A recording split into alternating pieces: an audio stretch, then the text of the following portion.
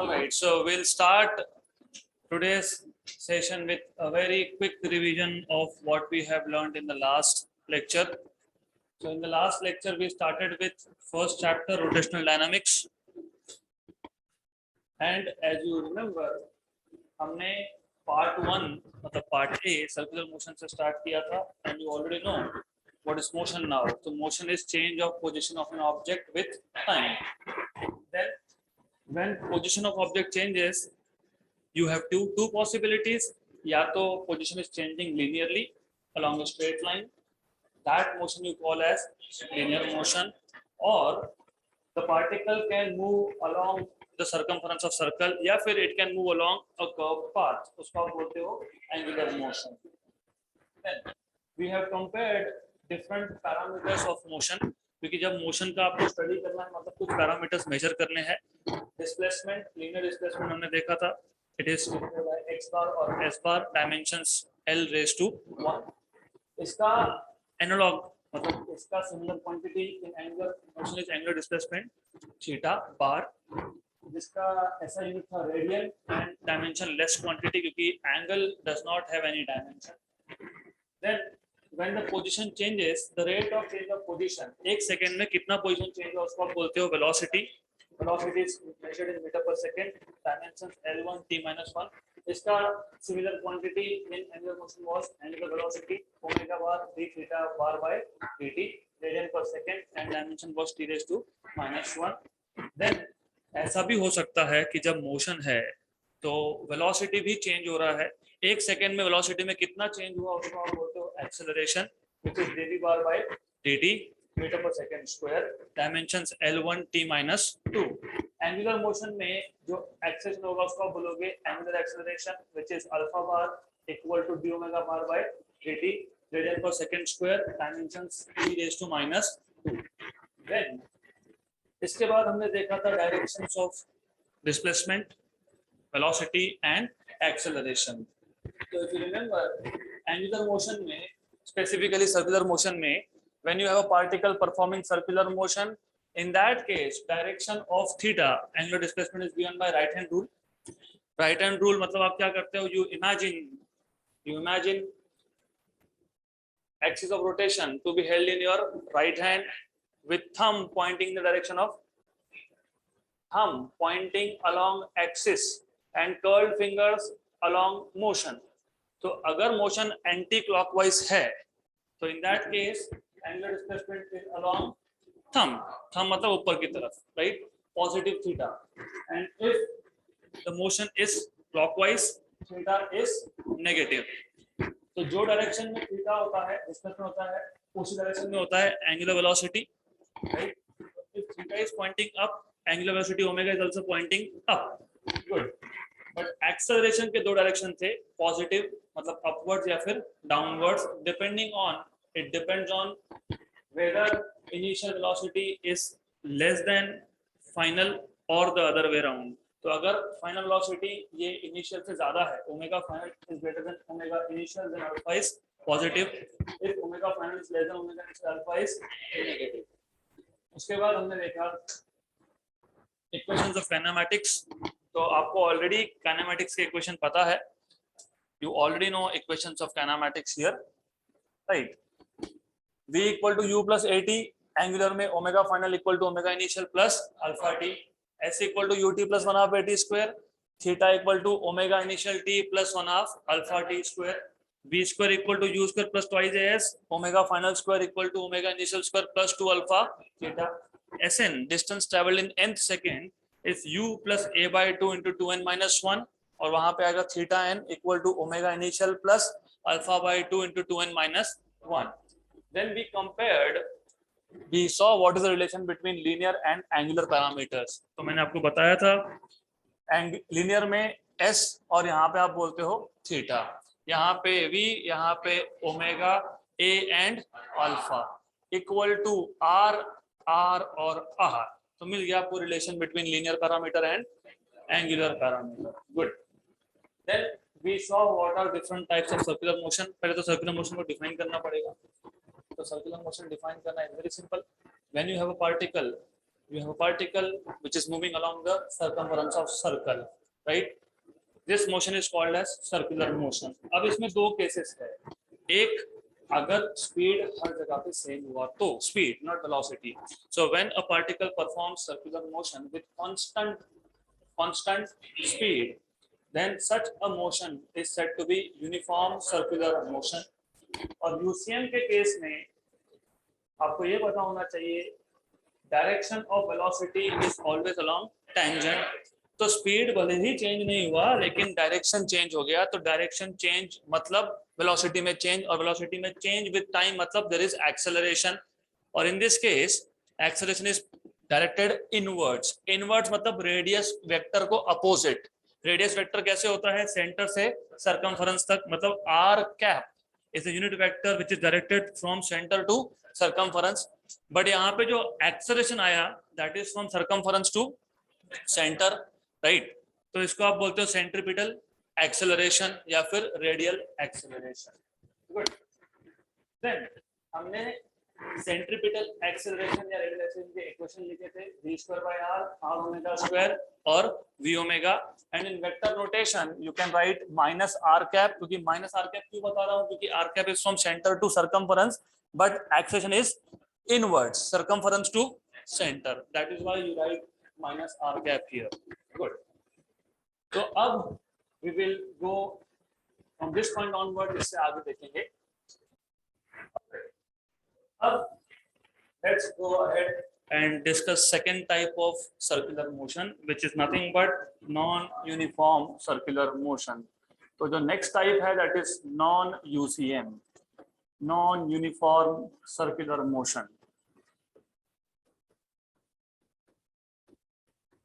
Now in this case difference इतना ही है, the only difference that you have is आपके पास एक particle है which is performing circular motion.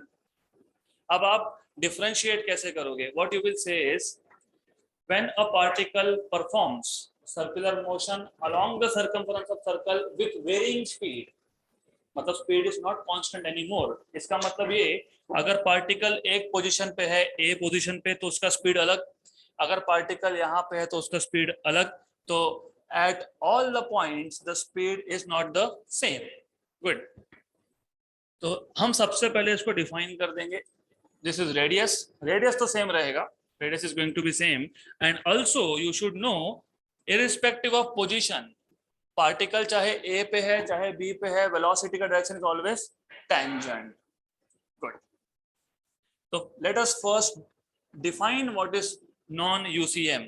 बहुत सिंपल है, क्या बोलोगे? when a particle performs circular motion along the circumference of circle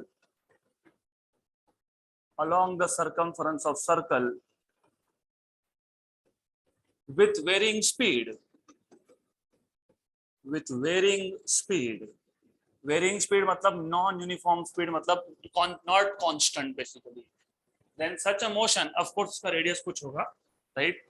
Then such a motion is called as non UCM. Then such a motion is known as non uniform circular motion, as non UCM,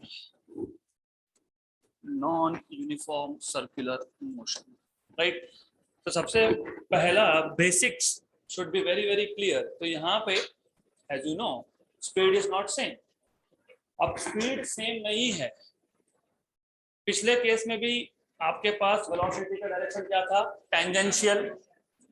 इस case में भी velocity का direction क्या है? Tangential. तो in case of UCM जब velocity का direction tangential था तो एक्सेलरेशन कहाँ पे था? Toward the centre. तो इस केस में भी what you will have is आपके पास एक कंपोनेंट वेलोसिटी का टुवर्ड सेंटर होने ही वाला है. तो you are going to have one component which is towards centre, right? Other component will be towards, नहीं, one component is towards centre, that is right. ये कहां से आया? पहले अच्छे से समझ लो, कॉन्सेप्ट क्या है वो समझ लो. The idea here is velocity has magnitude and direction. जब सिर्फ डायरेक्शन चेंज होगा, और 11th में मैंने आपको ऑलरेडी बताया था ये, I have told you already, कि जब डायरेक्शन चेंज होता है, whenever there is change in direction, velocity का डायरेक्शन जब चेंज होता है, in that case acceleration is directed towards the centre. तो जो रेडियल कंपोनेंट होता है, it is coming from change in direction. And when there is change in magnitude, जब velocity का मैग्नीट्यूड मतलब स्पीड चेंज होगा, in that case you have one more component of acceleration and that is in the direction of velocity. So ये आ गया आपका tangential component of acceleration, and that is the reason मैंने आपको यहाँ पे last lecture में I have already told you, if initial velocity is less than final, then A is positive। मतलब जो डायरेक्शन वेलोसिटी का था वही डायरेक्शन एक्सेलरेशन का होगा। जिनको अभी भी याद नहीं है वापस याद दिला देता हूं, a bar equal to dv bar by dt, मतलब a bar equal to v bar minus u bar by t। Good. If final velocity is greater than initial, acceleration is positive, direction of acceleration is direction of velocity. तो जिस direction में velocity होगा उसी direction में acceleration होगा। अगर उल्टा case है, अगर आपके पास v bar less than u bar है, तो a इज नेगेटिव, मतलब एक्सेलरेशन का डायरेक्शन क्या है, opposite to that of velocity. Very good. तो जब हम नॉन यूसीएम की बात करते हैं, अभी आपने बताया कि एक्सेलरेशन का एक component is toward centre and this is coming from change in direction, right. लेकिन डायरेक्शन के साथ साथ स्पीड भी चेंज हो रहा है, स्पीड चेंज हो रहा है तो और एक कंपोनेंट होगा, और वो कंपोनेंट कहाँ होगा, या तो वेलोसिटी के डायरेक्शन में होगा या फिर वेलोसिटी के अपोजिट डायरेक्शन में होगा।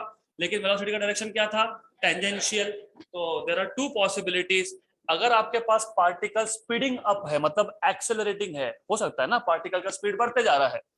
If that is the case, अगर पार्टिकल का स्पीड बढ़ते जा रहा है तो जो डायरेक्शन वेलोसिटी का वही डायरेक्शन एक्सेलरेशन के टेंजेंशियल कंपोनेंट का, या फिर स्लोइंग डाउन है। अगर आपके पास पार्टिकल है विच इज स्लोइंग डाउन, जिसका स्पीड कम होते जा रहा है, तो in that case if you have a particle जिसका स्पीड कम होते जा रहा है, in that case what you will have is direction of acceleration is opposite to velocity.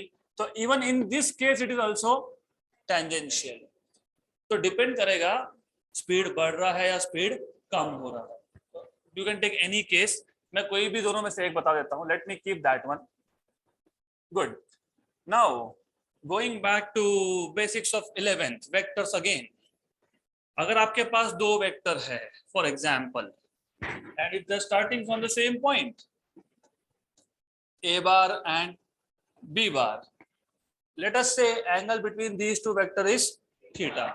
तो रिजल्टेंट वेक्टर जो होगा, that vector is along diagonal, और जो रिजल्टेंट वेक्टर है r बार, इसका magnitude it is r equal to under root of a square plus b square plus 2ab cos of theta. Excellent, right, good. मैंने आपको पहले बताया था, in case imagine अगर दोनों वेक्टर्स परपेंडिकुलर हो गए, so if you have both vectors which are perpendicular, angle कितना हो गया, 90. What is cos 90? 0. तो this will disappear. Good. अब जब नॉन यूसीएम की बात करते हो, तो नॉन यूनिफॉर्म सर्कुलर मोशन में एक्सेलरेशन के दो कंपोनेंट, एक है टुवर्ड्स रेडियस, एक है towards tangent. What is the angle between radius and tangent? 90 degree. Very good. So in that case, resultant acceleration A will be under root of AR square plus AT square. Very good. And इसका मतलब ये कि in case of non UCM, UCM में एक ही acceleration था, कहाँ था, towards centre, और यहाँ पे आपके पास है दो, और उसका रिजल्टेंट कहाँ जाएगा, not towards centre, it is somewhere else but not towards centre. तो ये मेजर डिफरेंस है, this is the major difference between UCM and non-UCM. Good.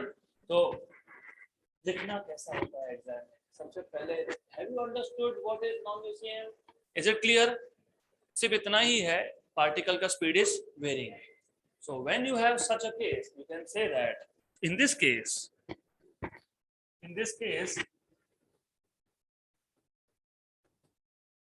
case, acceleration has two components. Acceleration has two components. Number one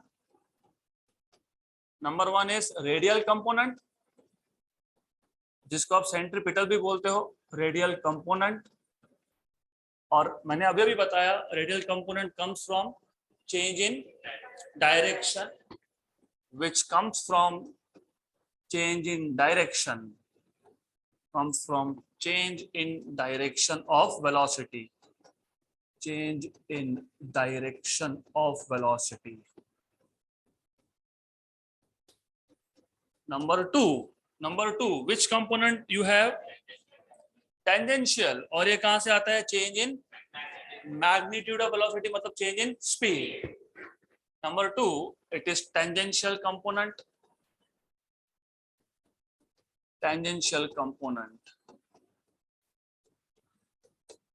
Which comes from change in speed. Change in magnitude of velocity बोलने से तो you can say change in speed. Good. So therefore resultant acceleration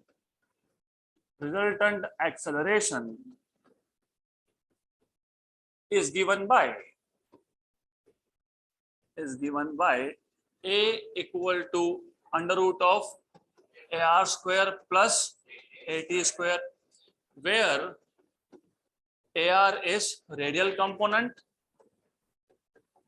radial acceleration,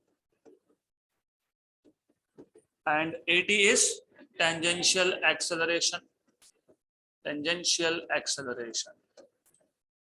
So that is all you are supposed to know about non-UCM, right? बहुत simple case है, लेकिन याद रखना, क्योंकि जब न्यूमेरिकल सॉल्व करने जाओगे, specifically when you solve CET, JEE, NEET level questions, specifically JEE and NEET, तो उसमें कई बार आपको इक्वेशन ऐसा दिया होता है कि आपको समझना है, वहां पे दो कंपोनेंट आएंगे. For example they will tell you, consider you have an object particle which is performing circular motion, whose velocity at any instant of time is given by vt equal to 3t square plus 2t plus something. vt equal to 3t square plus 2t ऐसा कुछ दिया होगा, मतलब with time speed change हो रहा है. Speed change हो रहा है मतलब there are two components. तो at कैसे निकालोगे? How do you find out a?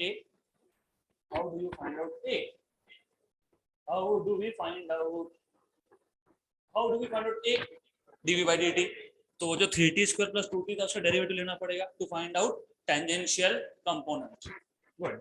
Then if this is clear, अगर यहाँ तक क्लियर है तो we can go ahead and talk about centrifugal and centripetal forces. Centripetal and centrifugal forces. Centripetal force and centrifugal force. So I am expecting from your side कि आप लोगों को UCM and non-UCM is very clear. So UCM is clear, non-UCM, yes. So now let us move towards centripetal force first, and then we will see what is centrifugal force. How many of you remember what was Newton's first law of motion?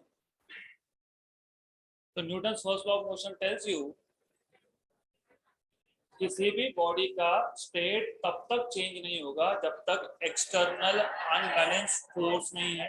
Very good. Now अगर body पे external unbalance force apply हो गया तो Newton second law, Newton first law आपको बताता है the state of the body will not change until and unless you apply external unbalanced force. The moment you apply external unbalanced force, then F is nothing but dp by dt. Rate of change of momentum is applied force, right? फिर आप ऐसा करते हो, आप बोलते हो dp मतलब change in momentum, change in momentum मतलब final momentum minus initial momentum, final time minus initial time. Final momentum मतलब mass into final velocity, initial momentum मतलब mass into initial velocity. Final time को t बोलते हैं, initial को zero लेते हैं, क्योंकि जब से आपने मेजरमेंट चालू की है उसको जीरो ही बोलोगे ना। स्टॉप क्लॉक लोगे, आप बोलोगे okay I will start measuring from now, now मतलब t equal to zero, right. तो you can take out m outside v minus u by t. What is this?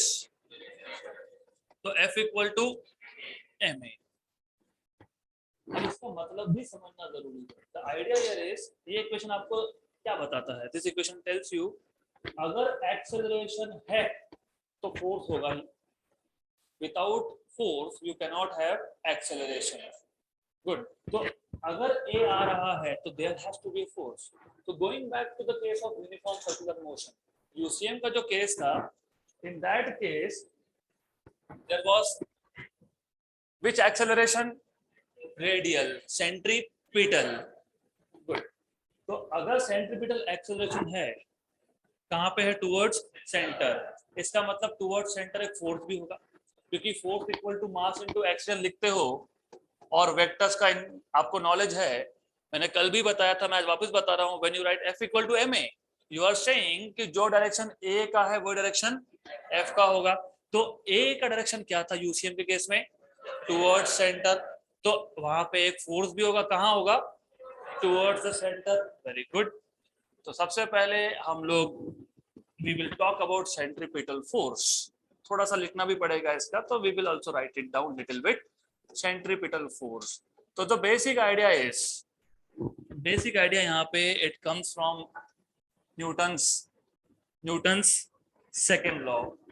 So according to Newton's second law, what you should know, according to Newton's second law of motion, Newton's second law of motion, there has to be a force, there has to be मतलब a force is required। तो आप ऐसा भी लिख सकते हो, a force is required to produce acceleration। So according to Newton's second law of motion, a force is necessary, a force is necessary or required, necessary to produce acceleration, to produce acceleration। And obviously we have seen in case of uniform circular motion, we have seen in UCM there is an acceleration। कहां पे था ये? Pointing towards the center। There is an acceleration pointing towards the center, pointing towards the center, and hence there must be a force, there must be a force। कहां पे? towards the center, towards the center। अब ये जो force है towards the center, इसको क्या बोलोगे? Centripetal. this force acting on the particle, acting on the particle performing UCM, performing uniform circular motion, right? This force acting on the particle performing UCM, which is directed towards the center, which is directed towards the center, is known as centripetal force. Towards the center is known as centripetal force, is known as centripetal force। अब the moment, याद रखना physics का कोई भी topic आए, जैसे ही आपने नया पैरामीटर, नया फिजिकल क्वांटिटी डिफाइन किया, तो इमीडिएटली इक्वेशंस को भी डिराइव करना पड़ेगा। और इक्वेशन डिराइव करना इज जोक हियर। क्यों? क्योंकि आपको ऑलरेडी पता है, जब आप स्केलर फॉर्म में लिखते हो, अभी मैंने आपको बताया कि फोर्स क्या होता है? m इंटू ए। लेकिन सेंट्रीपिटल फोर्स क्यों आया? क्योंकि सेंट्रीपिटल एक्सेलरेशन था। मतलब ए तो आपको ऑलरेडी पता है, ए क्या था आपके पास, v स्क्वायर बाय आर, या फिर एम आर ओमेगा स्क्वायर। मास तो मास ही रहेगा, सिर्फ ए की जगह पे v स्क्वायर बाय आर, या फिर आर ओमेगा स्क्वायर, या फिर v ओमेगा। तो सेंट्रीपिटल एक्सेलरेशन का अगर आपको इक्वेशन पता है तो you know the equation for centripetal force, right? It is mv square by r और mr स्क्वायर और mr ओमेगा स्क्वायर और mv omega in vector form. In case of vector, मतलब वेक्टर फॉर्म में जब लिखोगे तो only a slight change. Direction क्या था, टुवर्ड्स द सेंटर और minus r cap, very good. तो माइनस आर कैप मतलब minus m v square by r, r cap, या फिर आप इसको लिख सकते हो minus m r omega square r cap, या फिर आप लिख सकते हो minus m b omega r cap. Very good, excellent, right? तो this is the basic idea of centripetal force. तो कुछ ज्यादा है नहीं, सिर्फ Newton's second law of motion को आपने सेंट्रीपिटल एक्सेलरेशन के साथ कंबाइन करके एक फोर्स का टर्म बना दिया जिसको आप बोल रहे हो सेंट्रीपिटल, राइट? क्योंकि एक्सेलरेशन था तो फोर्स होना ही चाहिए। Without force you can not produce acceleration in the body. Because there is acceleration, इसका मतलब there is a force, and because A is pointing inwards, इसका मतलब F is also pointing inwards towards the center, and this force is called as centripetal force. And equations you already have. Then second type is centrifugal force, और ये आप real life में already बहुत जगह पे आपने नाम सुना होगा इसका। तो मैं आपको एक एग्जांपल देता हूँ, and then we will see basics of frame of reference. तो पहले तो सेंट्रीफ्यूगल ये वर्ड कहाँ सुना होगा? Example, when you use washing machine, अभी नए वॉशिंग मशीन में तो नहीं, लेकिन ओल्ड डेज दो चेंबर होते थे, एक था फॉर वॉशिंग पर्पस, एक था फॉर ड्राइंग पर्पस, राइट? तो जो ड्रायर है ना उसको और एक नाम है, what it is called, centrifuge. वो जो ड्राइंग चेंबर है उसको बोलते हैं सेंट्रीफ्यूज। क्यों? क्योंकि जो वहां पे कपड़ों का ड्राइंग होता है it is based on centrifugal force. How? What you have is, in that case इसके नीचे एक स्पिन करने के लिए you have some kind of mechanism, है ना? एक स्पिन करने के लिए कुछ लगा होता है, इसके नीचे मोटर होता है, of course you should know you have a motor here. Then what happens is, इसमें जो कुछ भी कपड़े आप डालोगे सुखाने के लिए, of course for drying, right? तो let me put some clothes over, you put some clothes in this case, और जब ये चेंबर इट स्टार्ट्स रोटेटिंग, तो जब रोटेट होगा तो होता क्या है, होता ये है, ये जो कपड़े हैं they are pushed away, pushed away, right? अब जब दे आर पुश्ड अवे, अब इसके अंदर पानी भी है, इसलिए तो डाला अंदर, नहीं तो फिर क्या पॉइंट रहेगा ना। तो देन व्हाट हैपेंस इज, पानी को बाहर निकालना है, तो यहाँ पे you will see some small small small, not big, not really big, but small small holes here, क्योंकि बड़े कर दिए तो कपड़ा ही बाहर आ जाएगा। So you are not supposed to take those clothes outside, you are supposed to drain water from this. So when this chamber rotates, all the material inside that chamber is pushed away, और all मतलब cloth plus water, लेकिन water तो बाहर निकल जाएगा because there are small small holes. तो यहाँ पे जो ड्राइंग मैकेनिज्म है it is based on centrifugal force, इसके लिए चेंबर को बोलते हैं सेंट्रीफ्यूज, राइट? तो रियल लाइफ में you have already seen this at many places, बाकी भी है, we will discuss later. Now centrifugal force को अच्छे से समझना है तो उसके लिए पहले आपको पता होना चाहिए what is a frame of reference. Before we start talking about centrifugal force, you should know what is a frame of reference. तो सबसे पहले फ्रेम ऑफ रेफरेंस का कॉन्सेप्ट कहाँ से है वो समझ लो एक बार। Actually 11th में हुआ होगा, but anyways we will revise again. For example, if I take a point on this board, some point, इसको नाम दे देते हैं A. Let us call this point as A. And if I ask you, what is the location of this point? What what is the location of this point? So basically location of this point should be measured from some origin. उस origin को बोलते हो reference, point of reference basically. तो ऐसा है, आप इस A point की पोजीशन मेजर करने के लिए आप कहीं से भी मेजर कर सकते हो. You can measure it from here और you can measure it from somewhere else. यहां से भी मेजर कर सकते हो, राइट? तो when you want to measure something specially related to motion को मेजर करना मतलब डिस्प्लेसमेंट मेजर करना, वेलोसिटी मेजर करना या फिर एक्सिस मेजर करना. तो when you want to measure parameters related to motion, सबसे पहले आपको एक ओरिजिन फिक्स करना पड़ता है, मतलब कोऑर्डिनेट सिस्टम फिक्स करना पड़ता है, x y and z, right? इसको आप बोलते हो Cartesian coordinate system.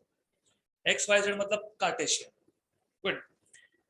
So the frame of reference is nothing but the coordinate system that you use for measurement of motion, मतलब measurement of displacement, velocity और acceleration, right? अब इसमें दो cases है. Imagine I am observer, मैं observer हूँ. Observer को हम हमेशा कहाँ लेंगे? ओरिजिन पे. I am standing outside this classroom, मैं रोड पे खड़ा है, I am looking at the vehicles passing by, right? Of course I am not mad. I am just measuring कि कितना डिस्प्लेसमेंट हुआ, कितना वेलोसिटी है उसका, etcetera etcetera, right? Remember I said I am standing, मतलब the observer who was measuring is at rest, right? या फिर ऐसा भी हो सकता है I am moving, but I am moving with constant velocity. तो मैं constant velocity के साथ मूव होते होते एक दूसरे ऑब्जेक्ट का मोशन मेजर कर रहा हूँ. मैं उसका वेलोसिटी मेजर कर रहा हूँ या मैं उसका एक्सिस मेजर कर रहा हूँ, लेकिन मैं खुद या तो रेस्ट पे हूँ या फिर I am moving with constant velocity. ऐसे जो फ्रेम ऑफ रेफरेंस होते हैं, तो frame of reference which are at rest और if they are moving with constant velocity are known as inertial frame of reference. Non-accelerated basically, inertial और non-accelerated. अब problem ये है कि जो न्यूटन्स लॉज ऑफ मोशन आप बोलते हो, Newton's laws of motion are valid only in they are valid only for point masses, correct है, but they are valid only in inertial frame of reference. तो ऐसा फ्रेम ऑफ रेफरेंस जो खुद rest पे है या फिर वो मूव हो रहा है विद कांस्टेंट वेलोसिटी. अब ऐसा भी हो सकता था कि आई एम ऑब्जर्वर और मैं खुद एक्सेलरेट हो रहा हूं, मतलब my velocity is changing, I am myself am changing my velocity and I am also measuring velocity of some other object, right? तो इस केस में जो भी वैल्यूज मैं मेजर करूंगा दे आर नॉट करेक्ट, क्योंकि जब Newton laws of motion derive हुए थे तो इन दैट केस ये सोचा ही नहीं था कि ऐसा भी हो सकता है. दैट टाइम, आज से 200-300 साल पहले, मे बी 400 साल पहले, राइट? तो तब इतना हमको पता नहीं था ना. वी यूज्ड टू से हाँ यहाँ पे ऑब्जेक्ट है, 5 सेकंड के बाद यहाँ पे आ गया, राइट? तो distance by time is velocity. तो that time Newton laws of motion were derived और डिफाइंड बाय अज्यूमिंग कि फ्रेम ऑफ रेफरेंस हमेशा रेस्ट पे होगा या फिर कांस्टेंट वेलोसिटी के साथ मूव हो रहा होगा. एक्सेलेरेशन का किसने सोचा नहीं था. तो Newton laws of motion are valid only for inertial frame of reference. अब प्रॉब्लम यह है, द मोमेंट यू से कि ऑब्जर्वर खुद मूविंग है with acceleration, observer itself is accelerating and measuring motion of some other object. तो in that case हमें एक एक्स्ट्रा फोर्स का टर्म ऐड करना पड़ता है जिसको बोलते हो सूडो फोर्स, राइट? तो you need to add a term, मतलब आप क्या करोगे, आप F = ma लिख सकते हो plus with some extra term. इसको मैं बोलता हूं सूडो फोर्स, राइट? अगर आपको Newton's laws of motion valid करना है, किस में वैलिड करना है? Accelerated frame of reference. उसको और एक नाम है non inertial. So if you want to apply Newton's laws of motion in non-inertial frame of reference, then you need to add extra term which is called as pseudo force. इतना अगर आपको पता है तो आपको centrifugal force समझेगा. क्यों? Because you know centrifugal force. But obviously we are talking about circular motion. तो जब हम सर्कुलर मोशन की बात कर रहे हैं यहाँ पे, और अभी अभी आपने ही बताया any object even if it is performing uniform circular motion, लेकिन वहां पे एक्सेलरेशन है, कौन सा? सेंट्रीपिटल। मतलब ये मोशन है एक्सेलरेटेड, मतलब ये फ्रेम ऑफ रेफरेंस है एक्सेलरेटेड। गुड। तो अगर एक्सेलरेटेड फ्रेम ऑफ रेफरेंस है यहाँ पे, तो यहाँ पे न्यूटन लॉज ऑफ मोशन आप अप्लाई कर सकते हो क्या? नहीं। तो आपको एक्स्ट्रा एक फोर्स का टर्म लगेगा। सेंट्रीपिटल फोर्स कहाँ था? Toward centre. तो जो एक्स्ट्रा फोर्स का टर्म हमको लगेगा वो होगा away from centre, and that extra force term which is pointing away from center is called as centrifugal force. ये एक तरीका है सोचने का। दूसरा दूसरा भी है, you can also think of centrifugal force in a different way. example I have an object, if I release it, कहाँ जाएगा ये? नीचे जाएगा। क्यों? Gravity, exactly. तो the motion of the object is always in the direction of force, right? Imagine अगर हमारे पास ये जो फोर्स है अवे, ये होता ही नहीं होता, तो फिर ऑब्जेक्ट सर्कुलर मोशन परफॉर्म क्यों करता? हमारे पास तो एक ही फोर्स था ना, कौन सा? सेंट्रीपिटल। तो सेंट्रीपिटल फोर्स का डायरेक्शन क्या था? Very good. तो फिर ये ऑब्जेक्ट टुवर्ड्स द सेंटर जाना चाहिए, जा रहा है क्या? नहीं। तो ये क्या कर रहा है? इट इज परफॉर्मिंग, इसका मतलब ये हमेशा सरकमफेरेंस पे रहेगा। मतलब ये जो इनवर्ड फोर्स है इसको बैलेंस करने के लिए एक आउटवर्ड फोर्स भी चाहिए, और इस आउटवर्ड फोर्स को आप क्या बोलते हो? Centrifugal force. तो ये सेंट्रीफ्यूगल फोर्स क्या है? Pseudo force. क्यों आया ये?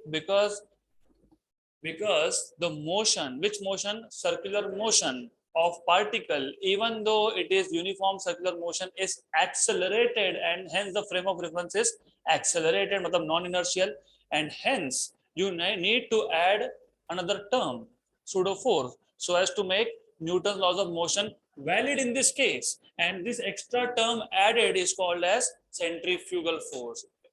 It is directed away from center. ये आपने रियल लाइफ में बहुत बार एक्सपीरियंस भी किया है। कहाँ पे एक्सपीरियंस किया है? For example, you are inside a bus और एक टर्न आया towards right, you feel a push towards left. किसने धक्का दिया था? But still you feel that you are being pushed. Other way around, if this is turn towards left, you feel a push towards right, correct? So again the same question, did someone push you but you still feel there is a force? बस ने break मार दिया and you feel a push in the forward direction, फिर then bus starts accelerating, you feel a push in the backward direction. So these are all examples of which pseudo forces. इसमें से दो थे centrifugal के example, when the bus is taking turn, right? तो ये याद रखना, pseudo force is a force which appears to act on a body but it does not have external origin. तो ये आया कहाँ से? ये खुद के मास की वजह से आता है। तो जो सूडो फोर्स है उसका ओरिजिन एक्सटर्नल नहीं होता। None all of you said कि नो, हमको किसी ने पुश नहीं किया, but you still experience the force. मतलब इस फोर्स का सोर्स एक्सटर्नल नहीं है, इंटरनल है, राइट? तो these are few points that you should know. तो अब अगर आपको एग्जाम में आ गया right a note on centrifugal force, तो आपको समझाना पड़ेगा।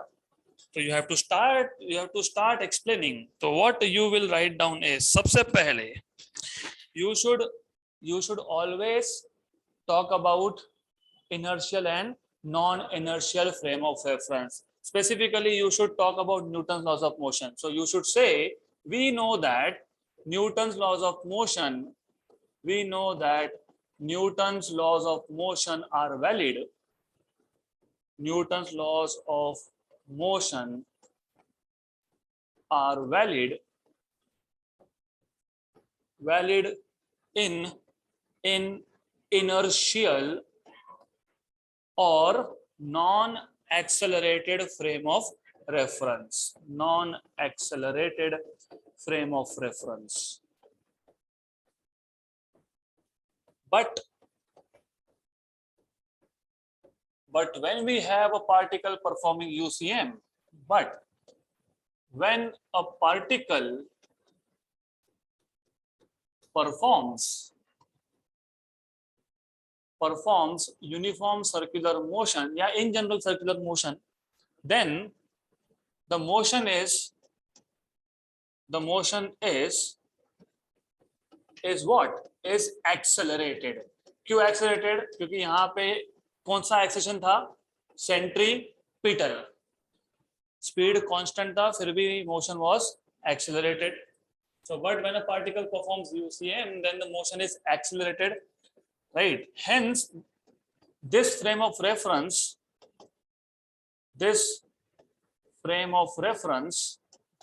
ये कौन सा frame of reference है? Non-inertial. This frame of reference is non-inertial. Non-inertial मतलब accelerated or accelerated. Hence to make Newton's laws of motion valid, क्या करोगे? A pseudo force term will be added. Therefore, thus, to make Newton's laws of motion valid,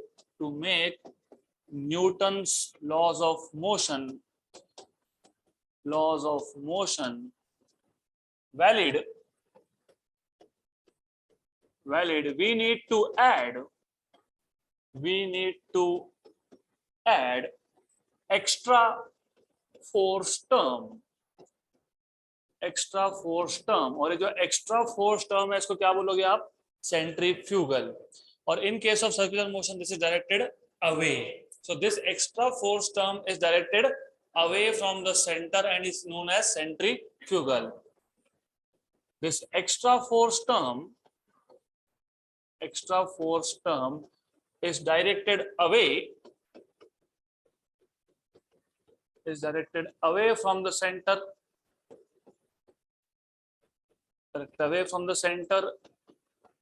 and is known as centrifugal force.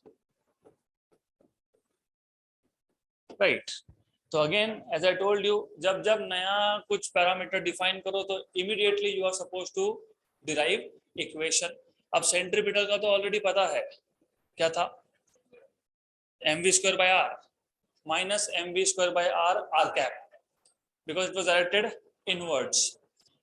या फिर minus mr omega square r cap, या फिर minus mv omega r cap.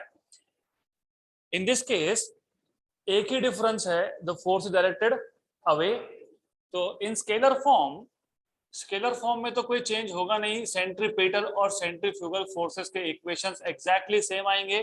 तो you will have centrifugal force equal to mv square by r और mr omega square और mv omega. But in vector form you will have centrifugal force equal to mv square by r cap, क्योंकि this time the force is directed from center to circumference, मतलब outwards.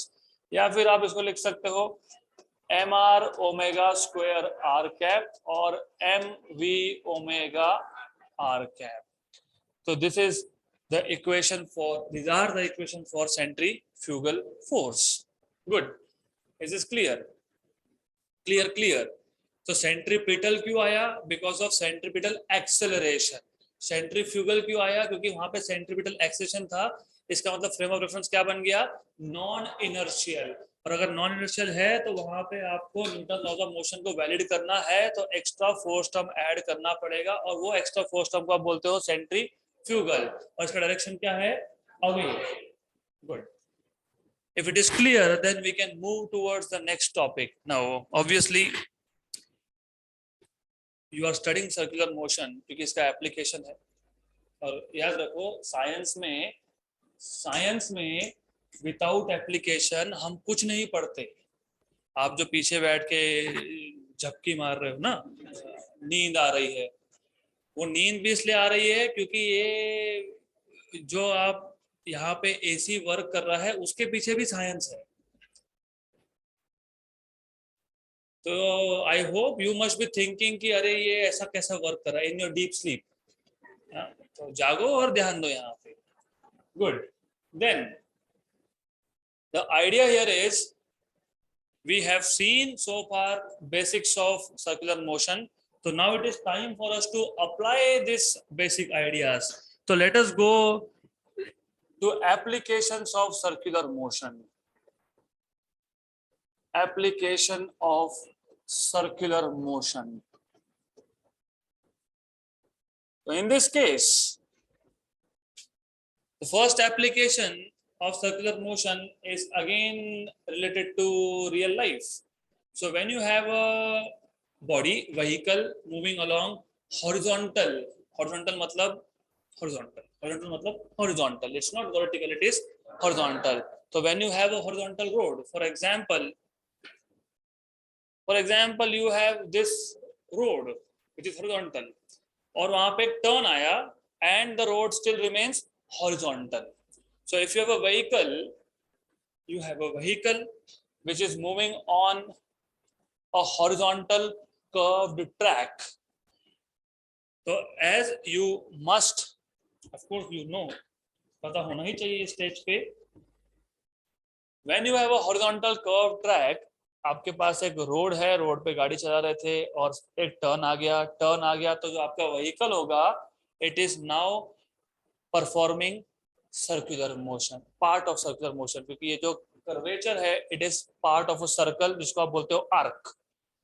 So when the vehicle is on this arc, when you have your vehicle on this horizontal track, in that case, अभी आपने बताया अगर circular motion perform करना है तो कौन सा फोर्स होना चाहिए कंपल्सरीली? सेंट्रीपिटल. अगर सेंट्रीपिटल फोर्स नहीं हुआ तो होगा क्या? आप आए और आप गए. कहाँ गए वो मैं नहीं बताने वाला. You will straight away go tangentially off the road, provided if you do not have centripetal force. The first application of circular motion we will see कि हम जब गाड़ी चलाते हैं और हम जब टर्न मारते हैं तो ऐसा नहीं होता हमारे साथ. मतलब हम लोग रोड से डायरेक्ट बाहर नहीं जाते. इसका मतलब सेंट्रीपिटल फोर्स कहीं से तो आ रहा है. वो कहाँ से आ रहा है वो देखेंगे. That is the first application. तो application number 1 is vehicle on a horizontal curved track. Horizontal curved track मतलब road. All right. So let us first take a track which is curved. और जैसे ही आप आर्क की बात करते हो, arc is a part of circle. Circle का centre होगा तो आर्क का भी सेंटर होगा. तो आर्क का सेंटर होगा तो आर्क का रेडियस भी होगा जिसको आप बोलते हो radius of curvature. Right. Then as I told you, हमें व्हीकल की बात करनी है तो एक व्हीकल दिखाना पड़ेगा. We have a vehicle of mass m which is moving along curved circular track. अब व्हीकल है तो व्हीकल का मास भी होगा. So let m be the mass of this vehicle. तो किसी भी टॉपिक को अच्छे से लिखने के लिए first thing is to draw diagram if required. अगर डायग्राम की जरूरत है तो पहले डायग्राम ड्रॉ करो, क्योंकि एक बार आपके पास डायग्राम है ना तो you can start describing the system. This is your system. एक रोड है जो कर्व्ड है, उसका रेडियस ऑफ कर्वेचर r है, उसका गाड़ी है, उसके ऊपर उसका मास है m. So let us consider a vehicle of mass m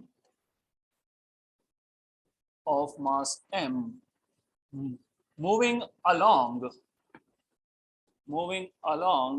a curved horizontal track of radius r, of curvature भी लिख सकते हो, radius of curvature r. right? As the vehicle moves on this curved track, it is performing circular motion, and we know that centripetal force is necessary for the vehicle to perform circular motion, otherwise this vehicle will be thrown off. So as the vehicle moves along the circular track,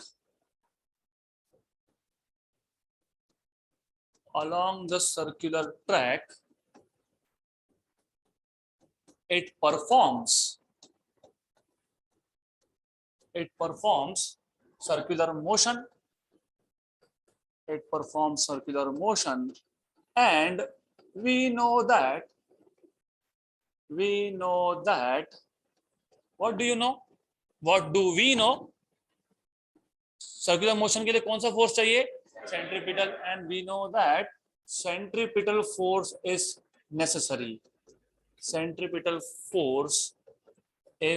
necessary. In absence of which, अगर ये force नहीं हुआ, इन absence of विच क्या होगा vehicle के साथ? Vehicle will be thrown away. Vehicle will be thrown off the road. अब question ये है, एक हाथ पे वर्ड लिखना रह गया होगा तो छोड़ दो, physics is more important, right? Multiple चीजें चलती है दिमाग में, तो डजंट मैटर एक हाथ वर्ड कहीं रह गया होगा, डोंट वरी अबाउट दैट. अब इम्पोर्टेंट इज हर एक फोर्स का सोर्स होता है. फॉर एग्जाम्पल, मैंने थोड़ा टाइम पहले आपको एग्जाम्पल दिया था कि एक ऑब्जेक्ट है, इसको ड्रॉप कर दिया तो वो आपने बोला नीचे जाएगा. क्यों? आपने बोला gravity. What is the source of gravity? Mass. जहां जहां मास होगा वहां वहां ग्रेविटी होगा. सिमिलरली हर एक फोर्स का सोर्स होता है. तो यहाँ पे सेंट्रीपिटल फोर्स कहीं से तो आना चाहिए. अगर नहीं आया तो फिर आप टर्न ले ही नहीं सकते. मतलब व्हाट विल हैपन इज, आपको आपकी गाड़ी पार्क करनी पड़ेगी और पैदल चलना पड़ेगा. फिर भी प्रॉब्लम है, पैदल चलोगे तो भी सर्कुलर मोशन है, राइट? तो पैदल चलोगे तो भी सेंट्रीपिटल फोर्स चाहिए. तो हर एक फोर्स का सोर्स होता है. तो यहाँ पे कहाँ से आ रहा है? फ्रिक्शन. क्योंकि गाड़ी का टायर और रोड का surface they are in contact. So the necessary centripetal force is provided by force of friction. The necessary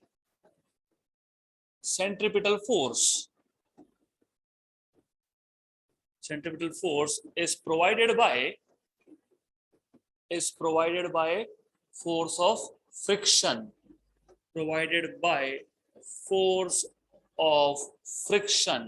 किसमें था फ्रिक्शन?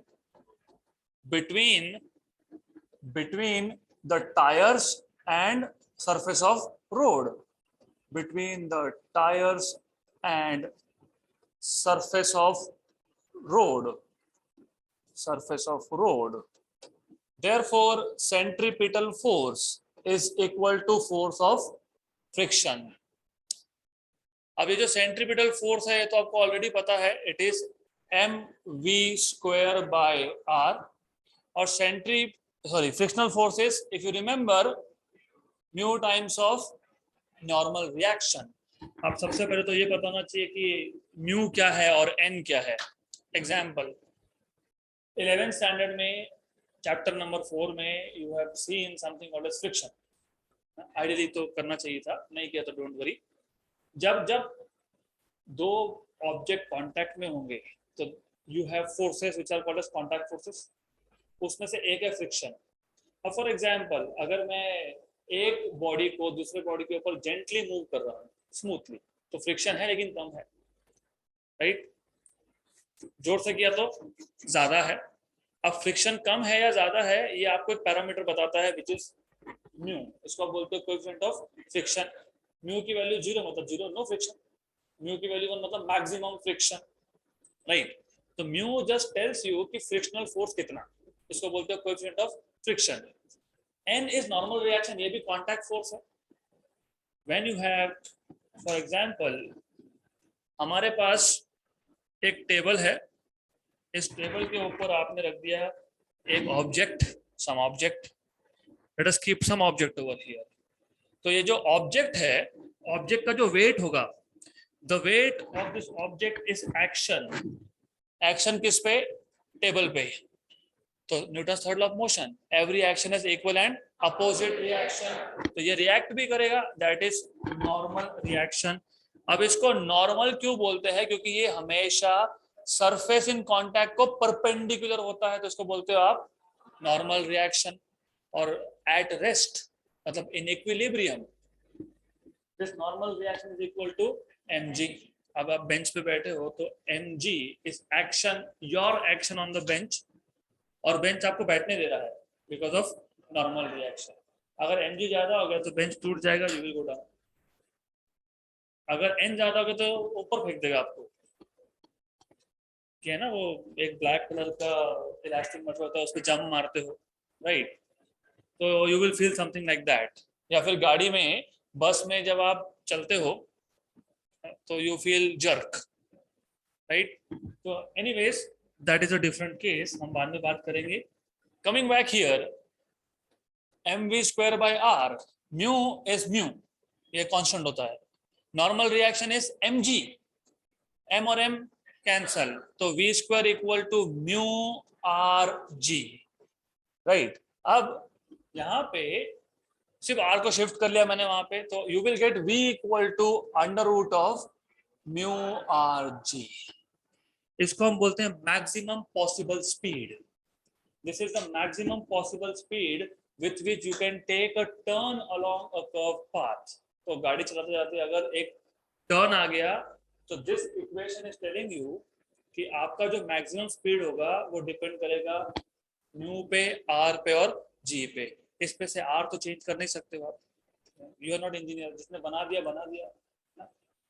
कर्व ट्रैक है, उसका रेडियस एक बार सेट हो गया, you can not change the radius of curvature of road, you can not change g unless you want to go to some other planet. Mars पे गए तो अलग होगा डेफिनेटली, राइट। बट देन एक चीज ऐसा है जो कांस्टेंट नहीं है, म्यू, वो डिपेंड करता है बहुत सारे फैक्टर्स पे। एक तो आपकी गाड़ी का टायर कितना पुराना है, if it is new, mu is more, good amount of friction. दूसरा, रोड और टायर के सरफेस में बारिश के दिन में पानी आ गया तो वो भी अफेक्ट करेगा, उस पर ऑयल पड़ा है कहीं पे वो भी अफेक्ट करेगा, राइट। वन मोर थिंग, हम जब रोड बनाते हैं तो हर जगह पे सेम फ्रिक्शन नहीं मिल सकता, you can not have the same amount of friction at every point, right. और देखा होगा जहाँ पे कंक्रीट का रोड बनता है, सीमेंट कंक्रीट का, वहाँ पे लाइनिंग डालते हैं because to create friction there. और नॉर्मली वो कॉलोनीज में होता है, नॉट ऑन हाईवेज, क्योंकि कॉलोनीज में when you go, because colonies में हम लोग ही रहते हैं ना, ह्यूमंस, और हमारी बुरी आदत है हम जल्दी से टू व्हीलर का टायर चेंज नहीं करते। फिर अगर कोई आ गया बच्चा खेलते खेलते ब्रेक मार दिया आपने, और अगर कंक्रीट का रोड नहीं होगा, डामर का होगा, तो फ्रिक्शन कम है, गए आपकी गाड़ी स्किड हो जाएगी। तो that is the idea behind putting cement concrete roads inside your colonies. Highways पे ये दे डोंट डू इट। तो now the idea here is ये mu, this will decide what is the maximum possible speed. अब mu की value change कर सकते हो, लेकिन प्रॉब्लम क्या है, म्यू की वैल्यू चेंज करना है तो it will cause your tyre आपको बहुत जल्दी जल्दी चेंज करना पड़ेगा, that will cause wear and tear, मतलब वो स्मूथ कर देगा टायर को। तो द थिंग इज, अगर टर्न लेना है तो मैक्सिमम स्पीड इतना, और मान लो हमारी गाड़ी का टायर पुराना, ऊपर से बारिश के दिन है, तो म्यू की वैल्यू बहुत कम है, तो फिर गाड़ी चलाना ही नहीं, फिर रख देना उसको and then walk by, right. तो this is a problem here. तो सबसे पहला ये केस समझ लो, this is maximum safety speed, this is called as maximum possible speed. आपके बुक्स में इसको मैक्सिमम पॉसिबल स्पीड बोला है, but this is safety speed actually. तो एनीवेज, मैक्सिमम पॉसिबल स्पीड। तो ये था application number 1 of circular motion. Now going towards application number 2, जिसको अभी आपके बुक में क्या बोला है पता नहीं, देख लेता हूँ, but it is banking of roads for sure. तो application number 2 is something called as banking of roads. तो ये banking मतलब normal banking नहीं है, banking vehicle on a banked road. This is application number 2, vehicle on a banked road. Let us just discuss basics of it. हम लोग आज से इसका बेसिक इंट्रोडक्शन लेंगे. We'll just see what is the idea. पहले problem समझ लो, problem समझेगा तो सॉल्यूशन आएंगे. साइंस ऐसा ही प्रोग्रेस होता है. You know what is the problem, then you find a solution. तो प्रॉब्लम क्या था? Maximum possible speed depends on mu. Mu depends on friction between tyre and road surface. तो ये कम ज्यादा हो सकता है, तो you can not rely on this. तो अब क्या करेंगे? अब ऐसा करेंगे, you have this horizontal road. Okay, अब जब कर्वेचर आएगा, ये आपके पास एक हॉरिजॉन्टल रोड है. जब टर्न आएगा तो इसके आउटर एज को, ये रोड का आउटर एज है, इसको compare to its inner edge थोड़ा ऊपर उठा लेंगे. आपने देखा होगा, अगर फॉर्मूला 1 देखते होंगे तो जब टर्न आता है तो यू विल सी कि थोड़ा सा रोड ऊपर किया होता है. या फिर even on express highway, city के अंदर नहीं देखने के लिए मिलेगा आपको, क्योंकि सिटी में स्पीड लिमिट होता है 40, 50 या 60 का. But on express highways where vehicles run very fast, तो यू विल सी जैसे टर्न आया, रोड का आउटर एज ये थोड़ा सा ऊपर उठा लेते हैं. मतलब what they do is they do this. ये था आउटर एज, इसको थोड़ा ऊपर उठा लिया, राइट. इससे क्या हुआ? इतना नहीं ऊपर उठाते, इसे दिखाने के लिए, जस्ट टू शो यू. इससे क्या हुआ? इससे यहाँ पे एक एंगल बना. सबसे पहले द प्रोसेस ऑफ रेजिंग, किसको रेज किया? Outer edge of the road with respect to its inner edge is called as banking of roads. The angle so formed here, angle of inclination, is called as angle of banking. So the process of raising outer edge of road with respect to its inner edge is called as banking of road, and the angle is called as angle of banking. अब इससे क्या होगा? इससे हमारा problem कैसे solve होता है? Very interesting. अब मैं दोनों को कंपेयर करके बताता हूं आपको. तो इमेजिन मेरे पास ये एक व्हीकल था ऑन एन अनबैंक्ड रोड, मतलब हॉरिजॉन्टल रोड है, उस पे आपके पास ये एक ऑब्जेक्ट है, व्हीकल है. अब in this case, as you already know, यहाँ पे दो ही फोर्स है, एक तो mg डाउनवर्ड्स और एक नॉर्मल रिएक्शन अपवर्ड्स. गुड. तो you have mg over here, you have normal reaction over here. Now अगर इसी ऑब्जेक्ट को आपने यहाँ पे रख दिया, बैंक्ड रोड पे रख दिया, तो you are what you are doing is you are keeping it over here. अब मैं इसको रोटेट कर नहीं पा रहा हूँ, but I will try my best. नहीं हो रहा है, कोई बात नहीं, फिर हम लोग इसको इसका दूसरा इलाज निकालेंगे. तो you have something like that. Okay, तो यू हैव अ व्हीकल, और इस व्हीकल को आपने basically what you are doing is, don't worry, जितने प्रॉब्लम ना उतने ज्यादा इलाज होते हैं, राइट. अब मान लेना, इमेजिन कर लेना, हमारे पास एक व्हीकल है जिसका क्रॉस सेक्शन सर्कुलर है. ऐसा आपको रियल लाइफ में दिखेगा नहीं, वैसे आपको कोई ट्रक नहीं दिखेगा जिसका फ्रंट फेस सर्कुलर है, बट अभी इमेजिन कर लो, कांट हेल्प इट. तो anyways, the idea here is, यहाँ पे दो फोर्स थे mg और n, यहाँ पे भी दो फोर्स है mg और n. mg is vertically downwards, तो ये पता होना चाहिए mg is always vertically downwards, और normal reaction is always normal to the surface in contact. मतलब normal reaction is like this. Good. अब what you should know is little bit of mathematics. थोड़ा सा मैथ्स लगेगा, थोड़ा सा. Now going to required mathematics. अगर आपको ये पता है, आपके पास दो लाइंस है, इन दो लाइंस में अगर एंगल थीटा है, और अगर आप इन दोनों लाइंस को परपेंडिकुलर ड्रॉ कर देते हो, तो let me draw perpendicular to these two lines. एक यहाँ पे कर दिया, ये mg था, और एक इसको परपेंडिकुलर ड्रॉप कर दिया, ये क्या था? Normal reaction. तो जब आप दो लाइंस जिसमें एंगल कितना है? थीटा, इन दो लाइंस को आप दो परपेंडिकुलर लाइंस ड्रॉ करते हो, तो उसमें भी एंगल क्या बनता है? थीटा. तो you will get this angle as also theta. तो सबसे पहले ये पता होना चाहिए. इसका मतलब यहाँ पे जो एंगल बना, this angle is theta, right. if this is theta, then what you will have is, अगर ये थीटा है, इसको थोड़ा एक्सटेंड कर लेते हैं, लेट अस एक्सटेंड दिस। अगर ये एंगल थीटा है तो ये एंगल भी क्या होगा, थीटा। अगर ये थीटा है तो ये आएगा n cos थीटा, क्योंकि नॉर्मल रिएक्शन फोर्स है, फोर्स का जो कंपोनेंट एंगल को लग के होता है, एडजेसेंट होता है। कैसे डिफाइन करते हो cos theta? Adjacent side right upon hypotenuse. Adjacent बोलते हो ना cos में, तो एंगल को लग के जो कौन सा कंपोनेंट हो गया, cos कंपोनेंट। तो यहाँ पे जो दूसरा कंपोनेंट आएगा वो आएगा sin component. Very good, this is n sin theta. तो what do you see, you see that n cos theta ने mg को कर लिया balance, right, and n sin theta is pointing towards centre. क्यों? क्योंकि रोड कैसा था हमारा, रोड था हमारा कर्वेचर, और इसी रोड को आपने थोड़ा ऊपर उठा लिया था, और ये है आपका सेंटर, और n साइन कहाँ पॉइंट कर रहा है, सेंटर।